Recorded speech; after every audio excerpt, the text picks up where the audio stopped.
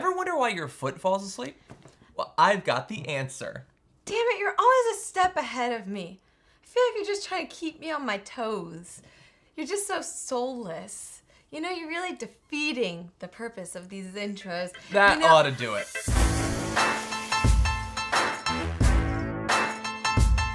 So why exactly does that happen? Well, here's the answer as quickly as possible. That pins and needles effect is called paresthesia. It happens when your nerves are compressed, usually because you're putting too much pressure on them. The pressure cuts down the blood flow in vessels that nourish your nerves. Without that blood supply, the nerves can't transmit messages from your body to the brain.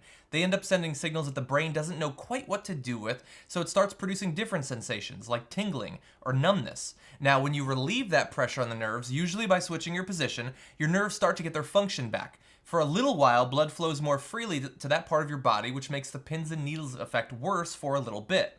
When the blood flow is restored and the nerves start working properly again, the feeling subsides. Now, that is when it happens just randomly from time to time. You're laying in bed reading or something, you might have your foot fall asleep. Right. It can get worse for some people. It can happen often, actually. Chronic paresthesis, a more serious version of pins and needles, can be a sign of diabetes, for instance. 2/3 of diabetics develop some kind of nerve damage in their legs and feet because the disease weakens blood supply to nerves. Other chronic illnesses like liver damage or kidney disease can also cause the feeling.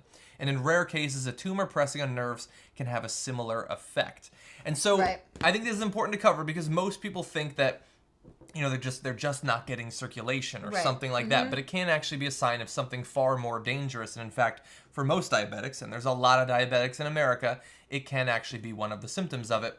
But more commonly, you might hear about carpal tunnel syndrome, which happens when nerves are pinched, often from repetitive stress like too much typing, and therefore they can't communicate to the wrist, causing a perpetual feel of numbness. And so effectively, when you cut off the flow of blood to the nerves in your hands or in your feet, it can cause that weird pins and needles type falling asleep effect. But I wonder too why it's just your fingers and your feet. Like if it could be like, it's never like your whole arm.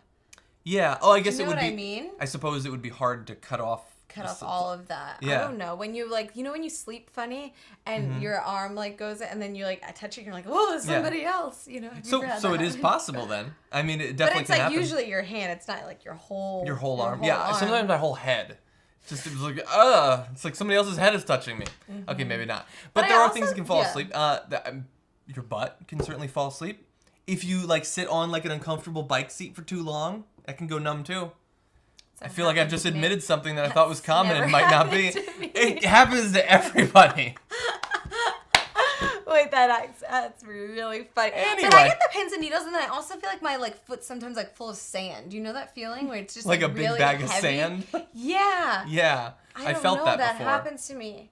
Yeah. I don't know why. Yeah. Well, now I you do know why, but because you watched I also this wonder what other sensations that you get that are because your brain isn't firing signals correctly. Or isn't receiving the signals because they're not being sent correctly. Because there's probably a lot of things that we don't even think about that maybe we think are normal because the way we move our body that isn't as intense as the pins and needles or the sandbag, if you will. The sandbag. I don't know. Some of us use our bodies in different ways than others, I suppose. Okay, so hopefully that was helpful in explaining something that happens to most people, I'd say once a week or so. Hopefully you liked my puns. And her puns as well. If there's a common sort of thing that happens or that isn't really explained, post it down in the comment section and we will address it in a future video. See you next time, guys.